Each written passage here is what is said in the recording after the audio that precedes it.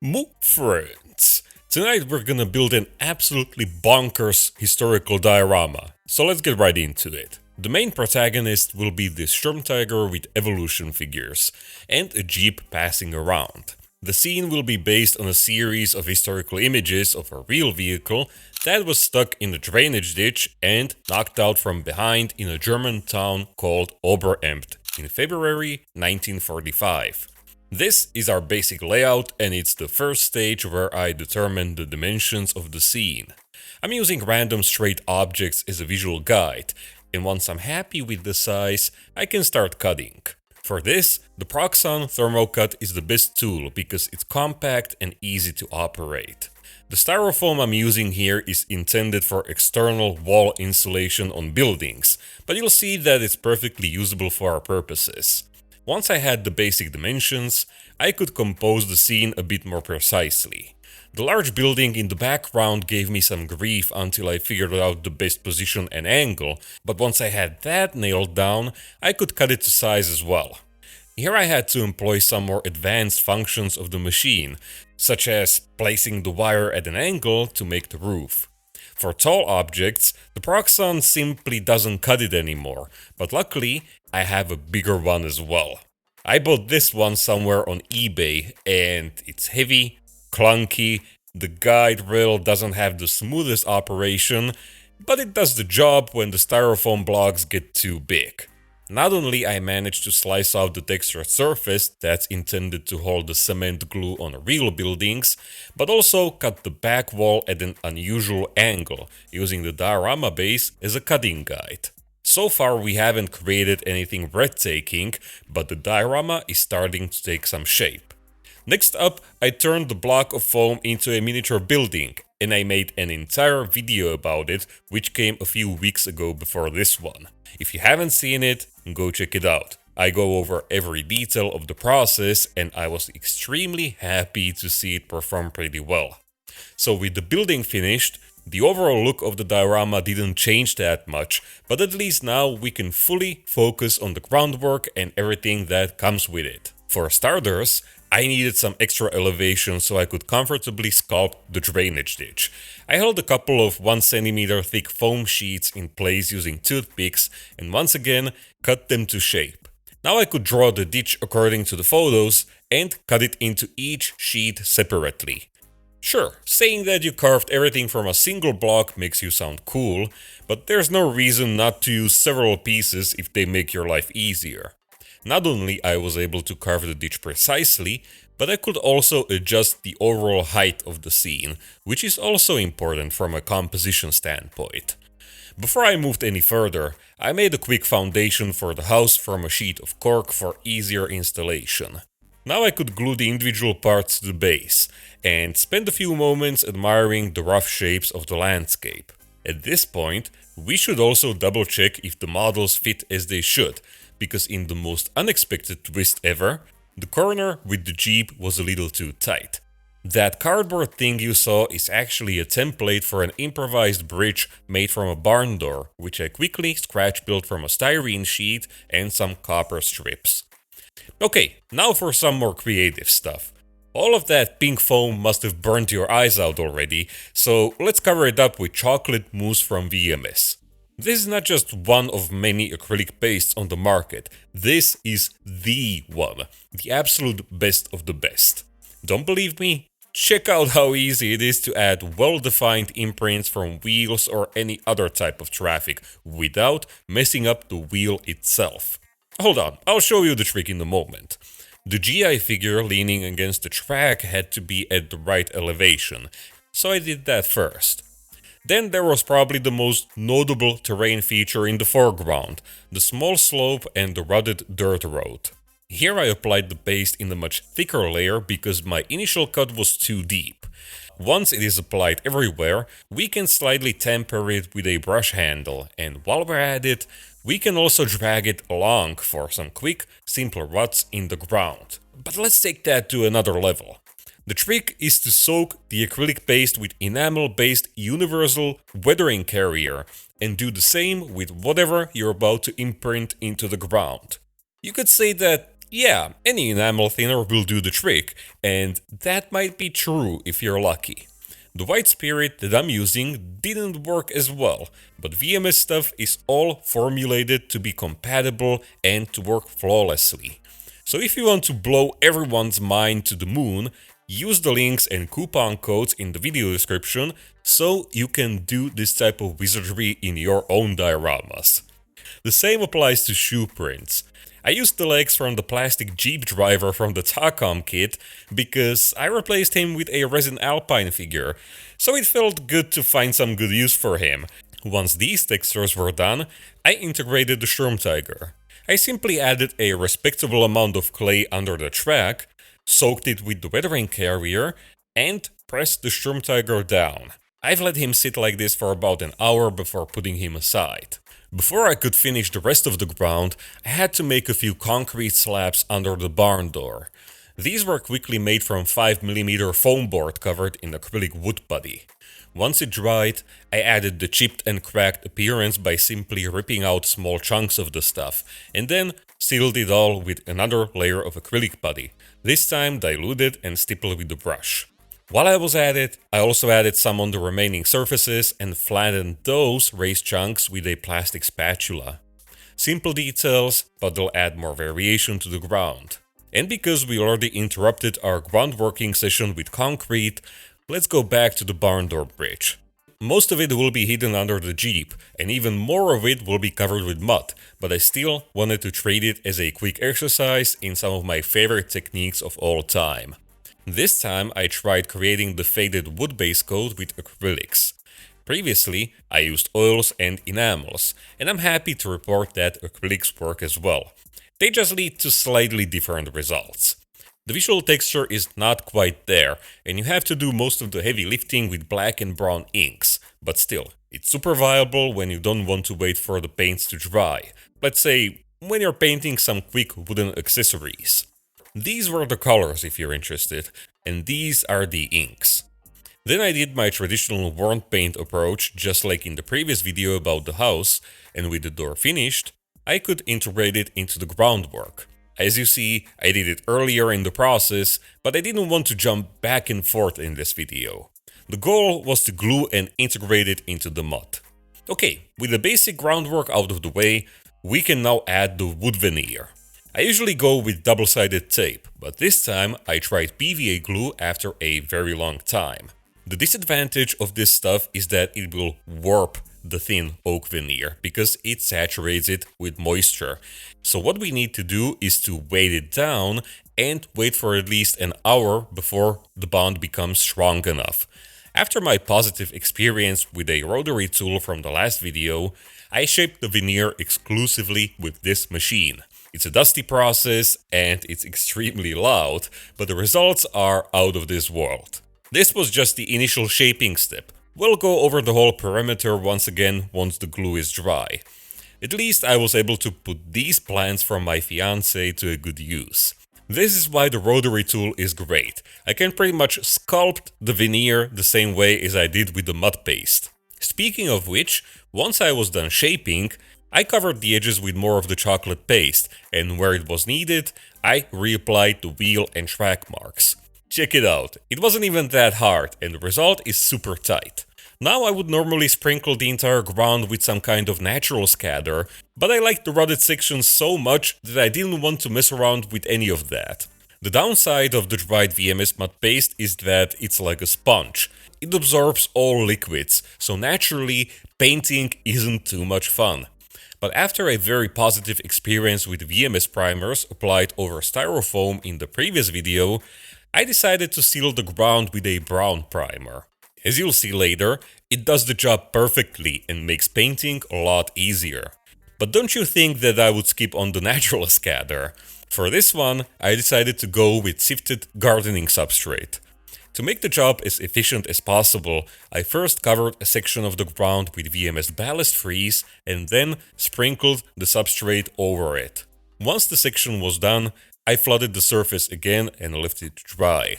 The transition zones required more precision, so here I applied smaller amounts of the substrate and used the ballast freeze to manipulate and move it around to my liking, avoiding the ruts and footsteps in the mud. The treatment for the barn door was quite brutal, but fun. Shaping loose earth in this fashion is something I haven't done yet. Let me guess what you're thinking right now. It looks quite horrible, right? But all of the important textures are in place, and now we can apply some paints and completely transform how it looks. As usual, I'll start with a thin coat of Tamiya dust color. In this case, I used the same tone as on the tank and the Jeep. Just check out how it ties all those different materials together, and suddenly even the black natural scatter doesn't look so weird anymore. I'm just making sure to apply it in a thin layer, basically a form of post-shading over the ground, without saturating the surface too much. I mean, this doesn't look any better, it's just not dark, but rather dusty. But it's a great base for enamels. Again, the color choice is based on what I have used on the models. It's always important to visually tie everything together, otherwise the vehicles will look out of place, as if someone lowered them there with a crane. Instead of starting with the lightest tone, I start with the middle one, pretty much completely covering the entire surface, and then I apply the darkest color, fresh matte, as a kind of pin wash into the recesses and around various details such as loose stones. But keep in mind that this isn't universal advice, it applies only to the rutted sections of the ground. Lastly, I went over the raised portions with the lightest color, while everything was still wet, enhancing the contours of the ground as much as possible while keeping everything natural. The intensity of each effect depends on how muddy I wanted the ground to be, and here where the earth was only trampled by soldiers, the lighter tones are prevailing. Well, it's not fully dry and not finished either, but you can see the night and day difference compared to the unpainted ground from a few moments ago. Moving on to the drier sections, here I started with the lightest tone as the dominant color across the board. However, even here I mixed it with darker colors here and there for some variation, but I wasn't that bothered about a perfect look, because most of this ground would get covered up with straw later. Another exciting part was the ditch, where I could really push the shading to a whole new level. Starting with the medium tone on the slopes, adding the darkest wet mud at the bottom, and finishing with the dry tones on the upper banks. Let's now quickly return to the high traffic areas which have dried by this point and add more highlights in a more controlled manner. The wet blending technique is awesome, but sometimes you need more precision. So it's better to let the enamels dry and then employ, let's say, the dry brushing method for crispier details. The concrete slabs were painted with acrylics and sponges. All of these AK goodies can be purchased with an affiliate link in the video description, and I have a discount code for you there as well. I used the fresh mud enamel as a fake shadow under the gate, and then all I had to do was to integrate the concrete with the surrounding earth. So there we go, this moody, cold February dirt is fully painted and we can move on with more special effects. But first, I glued the Sturmtiger in his place using enormous amounts of superglue. Now I could prep the straw made from torn up chunks of AK's dried seagrass. This is another part where I can show you how this diorama was a big puzzle and I had to figure out the best order in which I'd put the individual elements in place. In case of the straw that's blown all over the place in historical images, I couldn't have the house glued in place because otherwise I wouldn't reach this tight area behind the Sturmtiger. How did I hold it in place and make it look like a real thing, you might ask? First, I soaked it with alcohol, which helps with surface tension and flow, but it also weights it down a little. Then I glued it with AK gravel and sand fixer. My favorite scenic glue is VMS Ballast Freeze, but each of those have their strengths and weaknesses. Ballast Freeze is acrylic, rock hard, and you won't reactivate it with anything. But it has a little body and can leave glossy stains if the surface isn't porous. AK Fixer is alcohol based, so it has little to no surface tension, dries perfectly flat, but can be easily reactivated with enough enamel thinner. Also, it has no body. So it's not like there's one universal weapon against all of our scenic problems. It's better to have more options according to the situation. I even added additional straw on top of the sticky surface because I was just so afraid that I'm gonna have visible blobs of dried glue all over the place. But when it came to the tracks, it was time to bite the bullet because if something went wrong here, there was just no way I was gonna hide it. But luckily, the glue evaporated with no visible marks, although the grass was a little darker. But that wasn't an issue because I was going to repaint it anyway. You see, painting every element of the diorama isn't just a pose so you can act superior, but a way to achieve a natural, balanced finish. In other words, integrating every piece of the puzzle. As such, I treated it with the same earth colors and even the techniques were quite similar. Dark earth washes in most places to enhance the volume and add some artificial shadowing, but mainly highlights with the light dusty color. At first, I tried to apply it as another wash, but quickly learned that dry brushing was the better method. It's a similar method to what I used in my T26 diorama to simulate dry grass and pine needles on a forest floor, but the individual steps are different. I like that this method also picked out some of the small stones on the ground, saving me time, and I was even able to identify some unsightly straws which I simply plucked off with a pair of tweezers. So yeah, that was a terrifying step, but also one of the most prominent features of the groundwork, and it quite literally tied the Sturmtiger with the ground. Before we proceed with the house, one of my fans sent me an email with historical photos I haven't seen before, showing additional signs written on the back of the tank. These must have been painted at a later time, maybe shortly before the tank was salvaged. Either way, it's an awesome extra detail. Now it was time to finally glue the house in place. With this out of the way, I could fill the gap in the back and sand it down. I know, it's never gonna be seen again, maybe once on a model show, but I like to pay attention to these areas too. I just wouldn't be happy with the result otherwise. With this unpleasant task finished, I could stain the veneer. I'm still using the same dark wood stain as on all of my other dioramas, and it's surprising, but even if it looks like a simple step, it's just another technique that requires skill and experience. In the past, my application was always kinda sloppy and the paint left visible brush marks on the surface, even when I switched to sponges. But on this diorama, it finally clicked for me. It's better to use smaller amounts and make sure you really work them into the surface, so that you're no longer pushing the excess liquid across it. Do this multiple times, always making sure you're not using excessive amounts, and it'll beautifully bring out the wood grain pattern while also giving the veneer a satin sheen. And to make it all look even more professional, I designed and 3D printed my first diorama name tag. These are usually made from metal, but I couldn't find an online service that would satisfy my idea. So I simply designed and printed my own version and tried to emulate that nice finish with paints. And then it was about picking out the individual letters with the marker. At first I thought a chrome finish would look awesome, but it was all too shiny for my taste, so I switched to an ordinary silver color from the AK acrylic marker range. I mean, sure, it's not real metal, but I think it captures the look pretty well, even with some of the imperfections of 3D printing. Alright, but it wouldn't be a nice diorama if I didn't add some small details, right?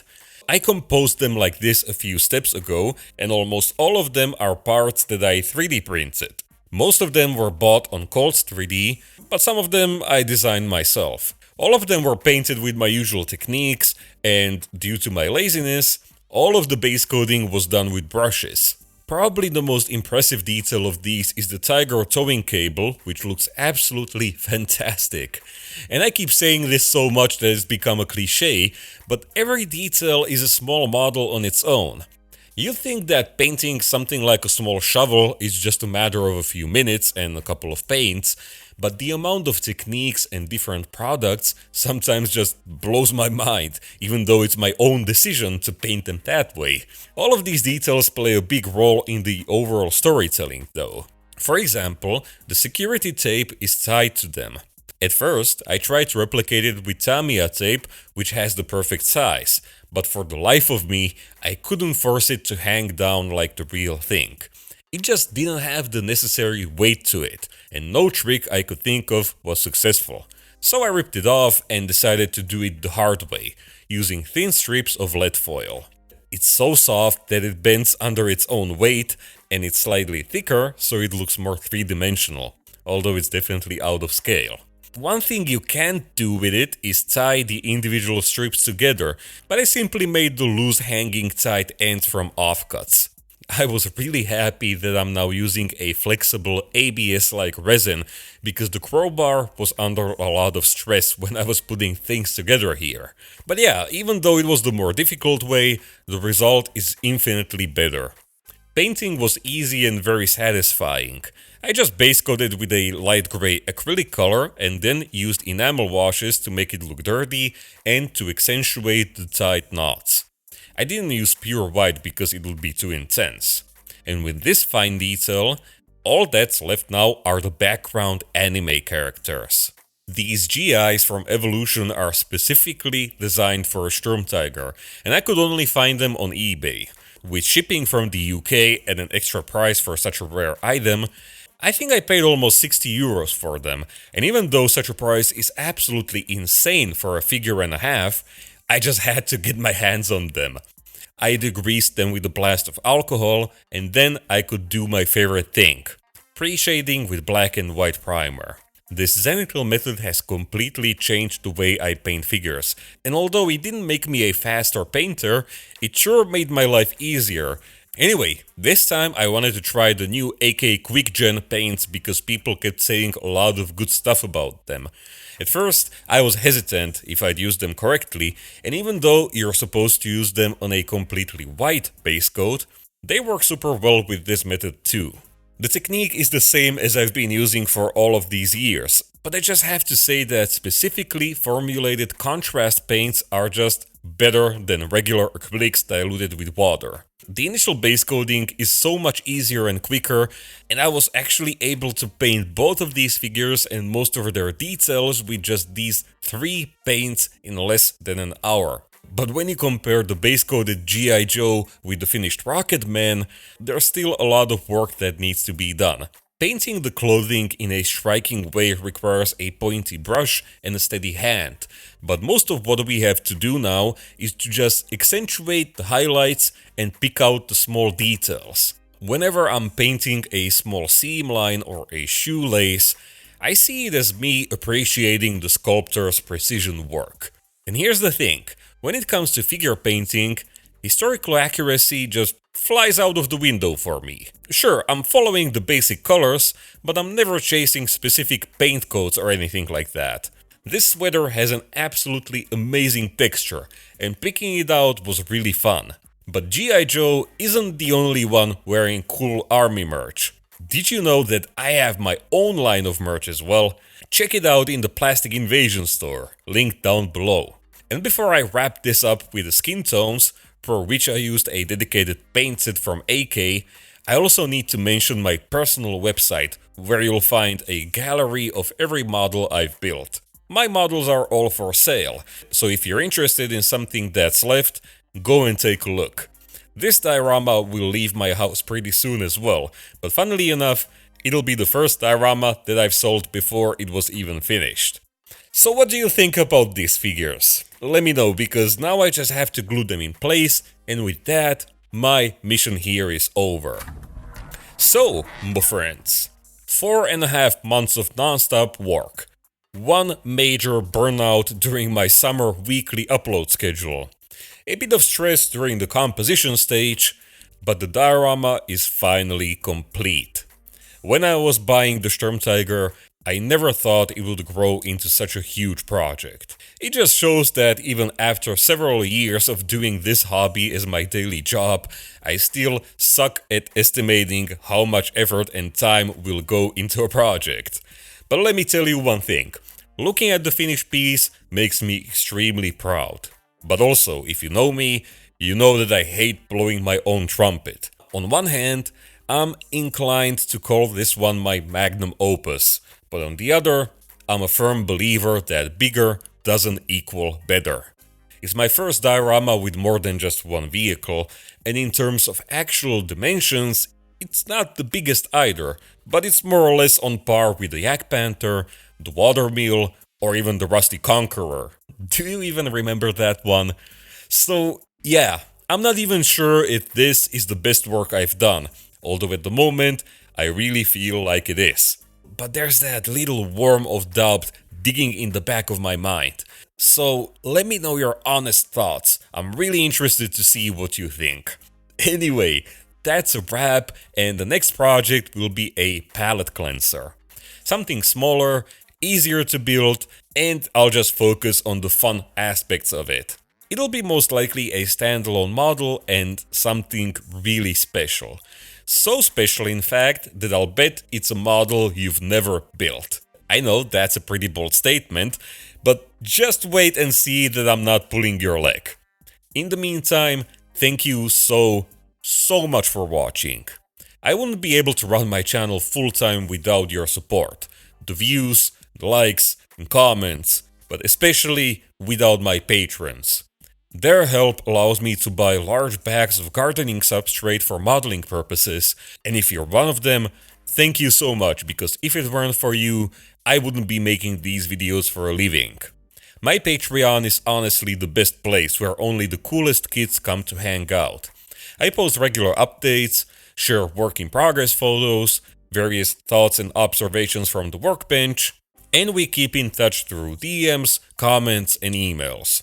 Top-tier patrons get early access to all of my videos, completely ad-free, and they stay there forever, so if you like listening to them while you're modeling, now you know where to go. There are also some bonus extras like 3D printable parts for your projects, reference photos from real-life locations, and high-res studio shots of my models that show way more detail than video ever could. Your financial support is appreciated, but never expected. I'm hoping for 2 more videos this year, but at worst, it'll be 1 more for sure. Can't wait for Christmas. How about you? A bit of an odd question for the end of the video, so you know what? Just remember, build your models, don't just hoard them. I'll see you in the next one. Cheers!